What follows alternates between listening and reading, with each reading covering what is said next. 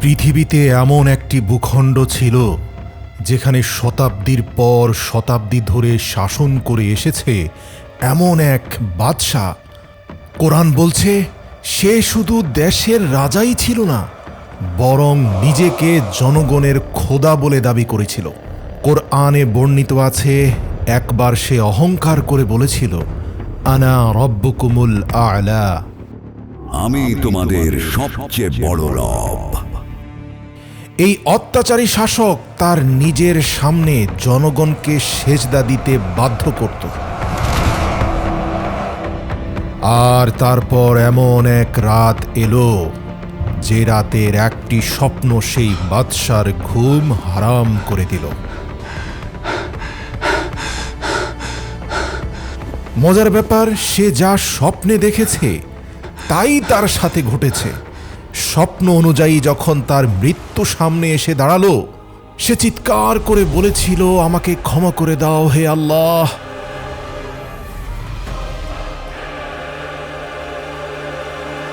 কিন্তু আল্লাহ তার লাশকেও মাটির নিচে দাফন হতে দিলেন না, বরং কিয়ামত পর্যন্ত তাকে মানব জাতির জন্য নিদর্শন করে রেখে দিলেন। মিশর সেই যুগের সবচেয়ে শক্তিশালী দেশ। নীল নদের তীরে গড়ে ওঠা শহরগুলোতে ফসল এমনভাবে ফলত যেন সেখান থেকে সোনা ঝরে পড়ছে। তাদের বাজারগুলো ছিল খুবই সমৃদ্ধ।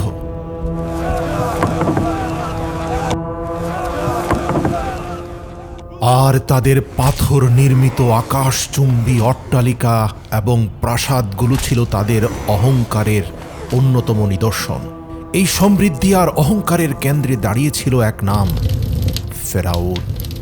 তার হুকুম শুধু আইনি ছিল না, মানুষ তার হুকুমের উপর ঈমান আনতে বাধ্য হতো। সে হুঙ্কার দিয়ে বলতো, আমি তোমাদের সবচেয়ে বড় রব। আর এই হুঙ্কারে মিশর নীরব হয়ে যেত। এই মিশরই ছিল এক এমন জাতি যারা কখনো আর আলোর মুখ দেখেনি। তারা হলো বনি ইসরাইল। তাদের ঘর আলাদা, পোশাক আলাদা, জীবন আলাদা। তাদেরকে দাস বানিয়ে রাখা হতো। তাদের পুরুষরা সকাল থেকে সন্ধ্যা পর্যন্ত বড় বড় পাথর টেনে মিশরীয়দের আকাশচুম্বী অট্টালিকা আর প্রাসাদ বানাত, আর রাতে ক্লান্ত হয়ে লুটিয়ে পড়ত।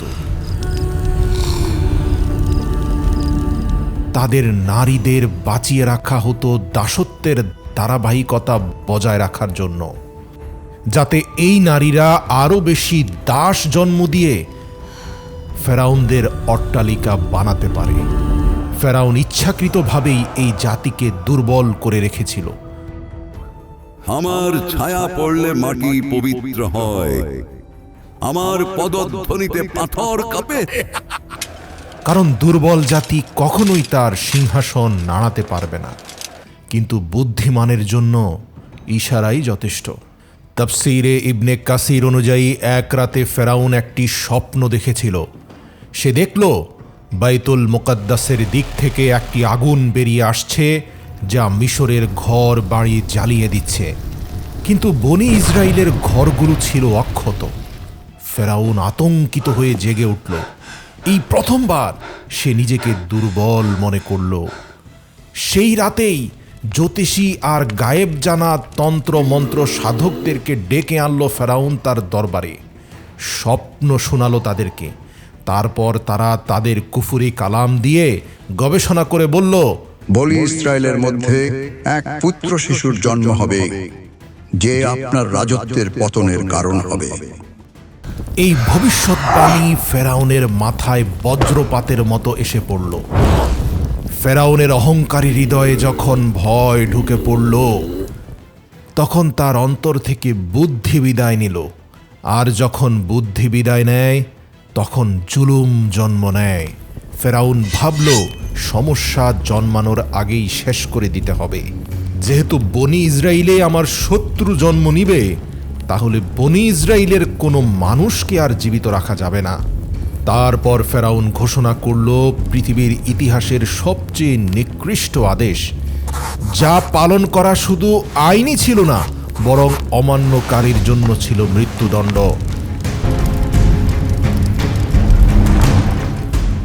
ফেরাউন ঘোষণা করল এক রক্তাক্ত আদেশ। এই বিপদটা জন্ম নেওয়ার আগেই শেষ করতে হবে। বনি ইসরায়েলের ঘরে যেন কোনো ভবিষ্যৎ হুমকি মাথা তুলতে না পারে। আর এই আদেশের পরই শহর থেকে শহর চালানো হলো শিশু হত্যা। মায়েদের কোল শূন্য করা হলো। জন্ম নেওয়া সদ্যজাত শিশুকে মায়ের বুক থেকে কেড়ে নিয়ে হত্যা করা হলো। হাজার হাজার নিষ্পাপ শিশুর প্রাণ ঝরে গেল। আমার সন্তান, আমার সন্তান, আমাকে আমার সন্তান ফিরিয়ে দাও। তোমার সন্তান আর ফিরে আসবে না, সে তার শেষ নিঃশ্বাস ত্যাগ করেছে। এই জুলুমেরই এক অন্ধকার সময়ে মূসা আলাইহিস সালাম জন্ম নিলেন। তার মা প্রতিটি মুহূর্ত ভয়ে কাটাতেন কখন অত্যাচারী ফেরাউনের সৈন্যরা এসে তার সন্তানকে হত্যা করে। আতঙ্কিত মূসার মায়ের সামনে হঠাৎ করে আসমান থেকে জিব্রাইল ফেরেশতা নাজিল হয়ে বললেন, তাকে দুধ পান করাও, আর যখন বিপদের আশঙ্কা করবে তাকে নদীতে ভাসিয়ে দাও। ভয় পেও না মূসার মা, আমি তোমার মূসাকে তোমার কাছেই ফিরিয়ে দেব। যদিও নিজ সন্তানকে আসমানি বাণী শুনে নদীতে ভাসিয়ে দেওয়া একজন মায়ের পক্ষে অত্যন্ত কঠিন এবং সাহসিকতার কাজ, কিন্তু মূসা আলাইহিস সালামের মা বুকে পাথর বেঁধে নীরবে তার সন্তানের জন্য একটা ভাসমান সিন্দুক তৈরি করলেন এবং আসমানি নির্দেশ অনুযায়ী নিজের বুকে পাথর বেঁধে সদ্যজাত শিশুকে নদীর বুকে ভাসিয়ে দিলেন। নদীর পানি ছলছলিয়ে চলে যাচ্ছিল, মূসার মায়ের বুক ছেড়ে যাচ্ছিল, আর মূসার ছোট্ট বোন নদীর পাড় বেয়ে দৌড়চ্ছিল, দেখতে চাইছিল তার ভাইকে বহনকারী ভাসমান সিন্দুক কোথায় গিয়ে পৌঁছে। অবশেষে আল্লাহর কুদরতে সেই সিন্দুক পৌঁছে গেল মূসাকে হত্যা করতে চাওয়া ফেরাউনের রাজপ্রাসাদের ঘাটে। ফেরাউনের স্ত্রী হযরত আসিয়া যখন সিন্দুকটি দেখতে পেলেন, তখন সেটি খুলতে বললেন। সিন্দুক খোলার পর মূসার মায়াবী চাহনি তার হৃদয়কে গলিয়ে দিল। হযরত আসিয়া সঙ্গে সঙ্গে বললেন, তাকে হত্যা করো না, সে আমার চক্ষুকে শীতল করেছে, আমি তাকে সন্তান হিসেবে গ্রহণ করব। অতঃপর তিনি শিশুটিকে সরাসরি ফেরাউনের কাছে নিয়ে গেলেন। ফেরাউন বুঝতে পেরেছিলেন এই শিশু বনি ইসরাইল থেকেই এসেছে, কেননা বনি ইসরাইলের প্রত্যেক শিশুকে হত্যা করার নির্দেশ তিনিই দিয়েছিলেন। অথচ মূসার দিকে তাকিয়ে কি ভেবে অহংকারী ফেরাউন বলে উঠল, এই একটি শিশু কি বা ক্ষতি করতে পারবে? আর তখন থেকেই শুরু হয়ে গেল ফেরাউনের পতনের খেলা। মূসা আলাইহিস সালাম অন্য কোনো নারীর দুধ পান করছিলেন না। সদ্য প্রসূত এই শিশুকে বাঁচিয়ে রাখার জন্য মায়ের দুধ অপরিহার্য হয়ে উঠল। ঠিক তখনই মূসা আলাইহিস সালামের সেই বোন এগিয়ে এসে বলল, আমি এমন এক নারীর খোঁজ জানি যিনি এই শিশুর লালন পালন করতে পারবেন। আর এভাবেই মহান আল্লাহর তরফ থেকে আসা সেই ওয়াদা আল্লাহ পূর্ণ করলেন। যে মা তার সন্তানকে দরিয়ায় ভাসিয়ে দিয়েছিলেন, আল্লাহ তার কোলেই তার সন্তানকে ফিরিয়ে দিলেন, সঙ্গে প্রাসাদের সম্মান ও মর্যাদা প্রদান করলেন। সময় পেরোতে লাগলো, মূসা আলাইহিস সালাম যুবক হয়ে উঠলেন। আল্লাহ বললেন, আর যখন সে পূর্ণ শক্তি ও প্রজ্ঞায় পৌঁছে গেল, আমি তাকে হিকমত ও জ্ঞান দান করলাম। একদিন মূসা আলাইহিস সালাম শহরে প্রবেশ করলেন। সেখানে তিনি দেখলেন দুই ব্যক্তি ঝগড়া করছে। একজন তারই জ্ঞাতি ভাই মানে বনি ইসরাইল, আর অন্যজন হচ্ছে মিশরীয় পুলিশ মানে আইন শৃঙ্খলা রক্ষাকারী বাহিনীর লোক। বনি ইসরায়েলের লোকটি চিৎকার করে বলল, আমাকে সাহায্য করো। সেই আওয়াজ সোজা গিয়ে আঘাত করল মূসা আলাইহিস সালামের হৃদয়ে। তিনি এগিয়ে গেলেন এবং বনি ইসরায়েলের লোকটিকে পুলিশের হাত থেকে রক্ষা করতে পুলিশের মুখে একটি সজোরে ঘুষি মারলেন। সেই মিশরীয় পুলিশ মাটিতে পড়ে গেল, আর উঠল না। মুসা আলাইহিস সালাম বুঝে গেলেন তার ঘুষিটা প্রয়োজনের চেয়ে অতিরিক্ত জোরে পড়ায় সেই পুলিশ মৃত্যুবরণ করেছে।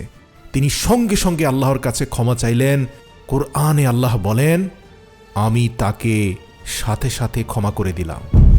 কিন্তু মিশর তাকে ক্ষমা করল না। শহরে আগুনের মতো খবর ছড়িয়ে পড়ল। আগে থেকে সন্দেহের চোখে দেখা ফেরাউন এবার নিশ্চিত হয়ে গেল যে বনি ইসরাইলীকে রক্ষা করার জন্য আমার পুলিশ হত্যা, নিঃসন্দেহে এই মুসাই সেই ব্যক্তি যার ব্যাপারে ভবিষ্যৎবাণী করা হয়েছে। সাথে সাথে ফেরাউন হুকুম জারি করল, মুসাকে শেষ করে দাও। ঠিক তখন প্রাসাদের কাছ থেকে এক ব্যক্তি দৌড়ে এসে বলল, হে মুসা, নেতারা তোমাকে শেষ করে দেওয়ার পরামর্শ দিয়েছেন, এখনই এখান থেকে চলে যাও। মুসা আলাইহিস সালাম পেছনে ফিরে তাকালেন না। সব মাল সামানা ফেলে রেখে মরুভূমির অজানা পথে হাঁটতে লাগলেন। শুধু একটা জিনিসই সঙ্গে ছিল, আল্লাহর উপর অটল বিশ্বাস। আল্লাহ বললেন, মুসা ভয় ও আশার মাঝখানে শহর ত্যাগ করলেন। সামনে ধুধু মরুভূমি, তীব্র গরম, ক্ষুধা, পিপাসা, আর মুসা আলাইহিস সালামের ঠোঁটে মাত্র একটি দোয়া, হে আমার রব, আমাকে জালিমদের হাত থেকে রক্ষা করো এবং তোমার হেফাজতের ছায়ায় আমাকে স্থান দাও। অবশেষে মুসা আলাইহিস সালাম মাদিয়ানে পৌঁছালেন। শহরের বাইরে একটি কূপ, সেখানে পুরুষরা তাদের পশুগুলোকে পানি পান করাচ্ছিল, আর একটু দূরে দুটি মেয়ে কিছু বকরি নিয়ে নীরবে দাঁড়িয়েছিল, সুযোগ খুঁজছিল। মুসা আলাইহিস সালাম তাদের সামনে গিয়ে জিজ্ঞেস করলেন, আপনারা কূপ থেকে পানি নিচ্ছেন না কেন? তারা বলল, পুরুষরা চলে না যাওয়া পর্যন্ত আমরা অপেক্ষা করি, আর আমাদের পিতা খুবই বৃদ্ধ। তারপর মুসা আলাইহিস সালাম কূপের কাছে এগিয়ে গেলেন এবং তাদের পশুগুলোকে পানি পান করিয়ে দিলেন। এরপর তিনি সেখান থেকে সরে এসে একটি গাছের ছায়ায় বসে বললেন, হে আমার রব, আমি তোমার সাহায্যের দিকে চেয়ে আছি। তুমি যাই আমাকে দান করো, আমি তার মুখাপেক্ষী। কিছুক্ষণ পর সাহায্যপ্রাপ্ত মেয়েদের একজন এসে মুসা আলাইহিস সালামকে বলল, আমাদের পিতা আপনাকে ডেকেছেন আপনার উপকারের জন্য কৃতজ্ঞতা জানাতে। সেই বৃদ্ধ ছিলেন শুআইব আলাইহিস সালাম। অধিকাংশ মুফাসসিরের মতে মুসা আলাইহিস সালাম শুআইব আলাইহিস সালামকে তার পুরো ঘটনা শোনালেন। শুআইব আলাইহিস সালাম বললেন, ভয় পেও না, এখন তুমি জালিমদের হাত থেকে নিরাপদ। শুআইব আলাইহিস সালামের বড় কন্যা বাবার কানে কানে বলল, আব্বা, একে কাজে রেখে দিন, তিনি চরিত্রবান ও শক্তিশালীও বটে। হযরত শুআইব আলাইহিস সালাম বললেন, আমি আমার কন্যার বিয়ে তোমার সঙ্গে দিতে চাই, কিন্তু শর্ত হলো তুমি 8 বছর আমাদের খিদমত করবে, আর যদি 10 বছর পূর্ণ করো সেটা তোমার ইচ্ছা এবং মেহেরবানি। মুসা আলাইহিস সালাম এই প্রস্তাব গ্রহণ করলেন। এই 10 বছর কোনো সাধারণ সময় ছিল না। এই সময় তার কাজ ছিল ভেড়া চড়ানো, নিঃসঙ্গতা, ধৈর্য আর আল্লাহর রহমতের প্রত্যাশা। মিশরের রাজপ্রাসাদের এক রাজপুত্র এখন এক সাধারণ রাখাল, আর আল্লাহ এভাবেই নবী তৈরি করেন। যখন সেই সময় পূর্ণ হল, মুসা আলাইহিস সালাম তার স্ত্রীকে সঙ্গে নিয়ে মিশরের দিকে রওনা হলেন। রাতের শীতল মরুভূমিতে মুসা আলাইহিস সালাম ও তার স্ত্রী হাঁটছেন। হঠাৎ মুসা আলাইহিস সালাম দূরের পাহাড়ে একটি আলো দেখতে পেলেন। তিনি তার স্ত্রীকে বললেন, তুমি এখানেই থাকো, আমি আগুন নিয়ে আসছি, অথবা পথ সম্পর্কে কিছু জেনে আসি। কিন্তু সেই আলো আগুন ছিল না। যখন মুসা আলাইহিস সালাম কাছে গেলেন, একটি আওয়াজ ভেসে এলো, হে মুসা। মুসা আলাইহিস সালামের শরীর কেঁপে উঠল। অদৃশ্য শব্দটি আবার বলে উঠল, ভয় পেও না, আমি তোমার রব। তোমার জুতা খুলে ফেলো, তুমি পবিত্র তুয়া উপত্যকায় অবস্থান করছো। আমি তোমাকে নবী হিসাবে নির্বাচিত করেছি। অতঃপর অদৃশ্য থেকে মহান আল্লাহর বাণী এলো, ফেরাউনের কাছে যাও, সে সীমা লঙ্ঘন করে ফেলেছে। তোমার লাঠি একটি নিদর্শন, আমি এতে বিশেষ শক্তি দান করেছি। মূসা আলাইহিসসালাম তার হাতের লাঠিটি মাটিতে ফেলে দেওয়া মাত্রই তিনি দেখতে পেলেন এটি একটি দানবীয় সাপে রূপান্তরিত হয়েছে। মূসা আলাইহিসসালাম আবারও ভয় পেয়ে গেলেন। আল্লাহ বললেন, ভয় পেও না মূসা, তুমি এটিকে শক্ত করে হাত দিয়ে ধরো। মূসা আলাইহিসসালাম সেই সাপটিকে শক্ত করে ধরা মাত্রই পুনরায় সেটি লাঠিতে রূপান্তরিত হলো। এছাড়াও মহান আল্লাহর হুকুমে মূসা আলাইহিসসালামের হাতে আলোকিত নূর জ্বলতে থাকল। আল্লাহ বললেন, যাও, ফেরাউন অহংকারী হয়ে গিয়েছে, হয়তো সে ঈমান আনতে পারে। মূসা আলাইহিসসালাম বললেন, হে আমার রব, আমার জিহবায় জড়তা আছে, আমার ভাই হারুন আলাইহিসসালামকে আমার সাহায্যকারী করে দাও। আল্লাহ বললেন, তোমার দোয়া কবুল করা হয়েছে। এরপর মূসা আলাইহিসসালাম তার ভাই হারুন আলাইহিসসালামকে সঙ্গে নিয়ে ফেরাউনের প্রাসাদে গেলেন। ফেরাউন যখন অহংকার ভরা হাসি দিয়ে বলল, তোমাদের রব কে? মূসা আলাইহিসসালাম জবাব দিলেন, আমার রব তিনি, যিনি জীবন দেন এবং মৃত্যু দেন। ফেরাউন রেগে দাঁড়িয়ে বলল, তুমি কি আমাদের সাথে চালাকি করছো? মূসা, তোমার রবের প্রমাণ দাও। মিশরের সবচেয়ে বড় জাদুকরদের ডেকে আনা হলো। তারা দড়ি ছুঁড়ে দিল আর মানুষের চোখে সেগুলো সাপ বলে মনে হতে লাগলো। মানুষের হৃদয় কেঁপে উঠল। কিন্তু মূসা আলাইহিসসালাম শুধু তার লাঠি তুললেন এবং মাটিতে রেখে দিলেন। সেই লাঠি একটি বাস্তব বিশাল সাপে পরিণত হলো, আর সেই সাপ জাদুকরদের বানানো সব ভুয়া সাপ গিলে ফেলল। জাদুকররা আতঙ্কিত কণ্ঠে বলল, এটা জাদু নয়, এটা আল্লাহর কুদরত। তারা সবাই সিজদায় লুটিয়ে পড়ল। ফেরাউনের অহংকার আরো কঠোর ও গভীর হয়ে উঠল। সে চিৎকার করে বলল, এসব মিথ্যা, আমি একমাত্র রব। অহংকারী ফেরাউন তার নিজের আনা জাদুকরদের হাত কেটে দিল শুধুমাত্র এই অপরাধে কেন তারা মূসার উপর ঈমান আনল। পবিত্র কোরআনে আল্লাহ বলেন, সেই জাদুকরদের ঈমান এতই দৃঢ় ছিল যে তারা বলল, হে ফেরাউন, তোমার যা ইচ্ছা করো, কিন্তু আমরা মূসার খোদার উপর ঈমান এনেছি, কারণ আমরা স্পষ্ট আসমানি নিদর্শন দেখতে পেয়েছি। তারপর আল্লাহ ফেরাউন ও তার জাতির উপর আযাবের প্রথম নিদর্শন পাঠালেন। মিশরের জমিনে নেমে এলো এক ভয়ঙ্কর ঝড় ও বন্যা। এটা শুধু পানির ঢল ছিল না, এটা ছিল আযাবের পানির প্লাবন, যা তাদের ফসল ধ্বংস করে দিল, তাদের সুফলা ক্ষেত ডুবে গেল, তাদের রুজি রুটির সব ভরসা নিশ্চিহ্ন হয়ে গেল। যখন ঝড় থেমে গেল আর মানুষ ভাবল হয়তো এবার কিছুটা স্বস্তি মিলবে, তখনই এলো আরেকটি আযাব, পঙ্গপালের আযাব।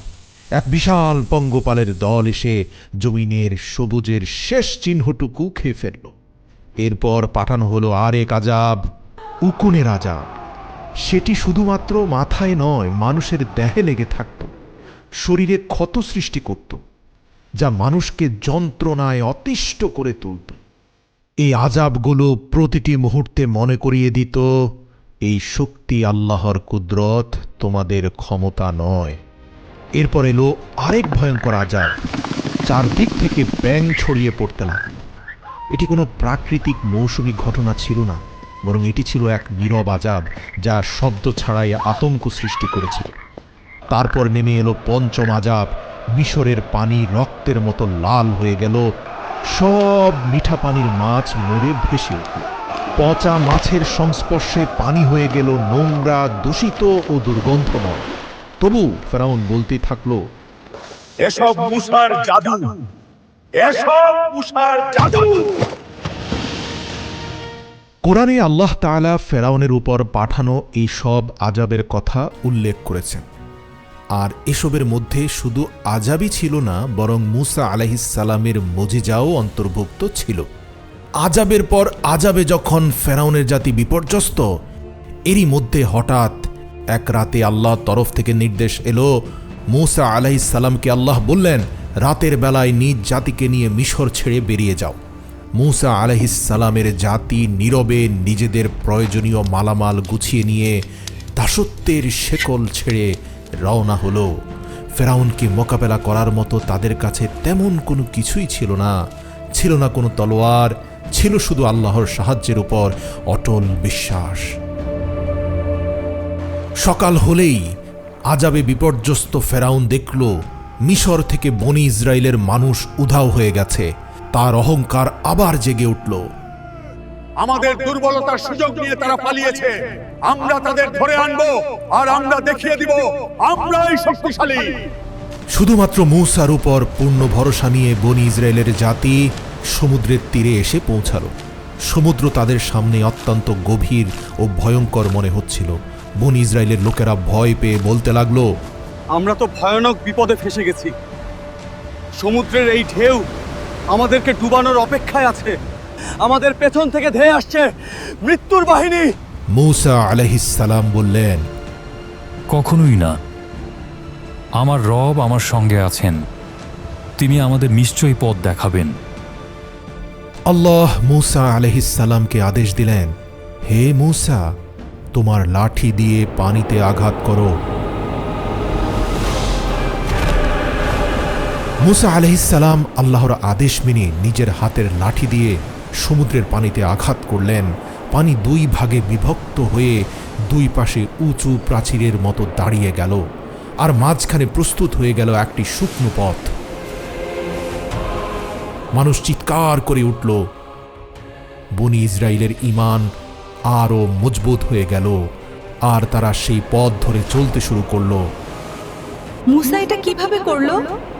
এটা আল্লাহর কুদরত, তিনি চাইলে সবই করতে পারেন। ইতিমধ্যে ফেরাউন ও তার সেনাবাহিনীও সমুদ্রের তীরে পৌঁছে যায়। ফেরাউন এসে সমুদ্রের মাঝখানে তৈরি হওয়া অলৌকিক রাস্তা দেখে বলল, এটাও মুসার জাদু, ভয় পেও না, এমন রাস্তা তো আমরাও তৈরি করতে পারি, আমাদেরকে কেউ থামাতে পারবে না। সে তার ঘোড়া আর সৈন্যদের নিয়ে পানির মাঝখানে তৈরি সেই বিশাল আকৃতির দেওয়ালের ভিতরে ঢুকে পড়ল। তার অহংকার এতটাই গভীর ছিল যে সত্য প্রমাণিত হওয়ার সব নিদর্শন দেখেও সে মানতে রাজি হল না। যখন বনি ইসরায়েলের শেষ মানুষটি সমুদ্র পার হয়ে গেল, আল্লাহ হুকুম দিলেন, পানিকে আবার মিলিয়ে দাও, সমুদ্রের রাস্তা বন্ধ করে দাও। আর ঠিক তখনই পানি ঘরের ছাদের মতো ধসে পড়তে লাগলো। দানবীয় ঢেউ চারদিক থেকে ফেরাউন আর তার বাহিনীকে ঘিরে ফেলল।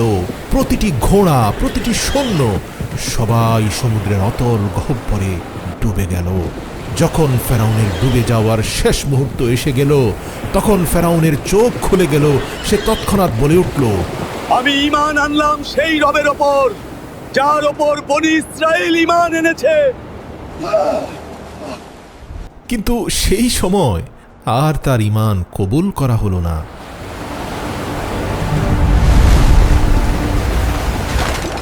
আল্লাহ বললেন, আজ আমি তোমার দেহকে রক্ষা করব, যাতে কিয়ামত পর্যন্ত মানব জাতির জন্য তা নিদর্শন হয়ে থাকে। হযরত আসিয়া, যিনি ছিলেন ফেরাউনের স্ত্রী, কোরআনে তার উল্লেখ রয়েছে। তিনি আল্লাহর হুকুমে ঈমান এনেছিলেন। নিজ ঘরের মধ্যেই ফেরাউনের অত্যাচারের ভিতরে ইবাদতের মাধ্যমে নিজেকে হেফাজতে রেখেছিলেন। আল্লাহ তার জন্য জান্নাত প্রস্তুত করেছেন। এই ঘটনা প্রমাণ করে দুনিয়ার সবচেয়ে বড় অহংকারীও শেষ পর্যন্ত মৃত্যুর কাছেই পরাজিত হয়। যদি এই ঘটনা আপনাদের হৃদয়ে এতটুকু দাগ টেনে থাকে এবং এর পার্ট 2ও দেখতে চান, তাহলে ভিডিওটিকে যত বেশি সম্ভব লাইক করুন, শেয়ার করুন এবং চ্যানেলটি সাবস্ক্রাইব করুন। আর কমেন্টে আল্লাহু আকবার লিখতে ভুলবেন না।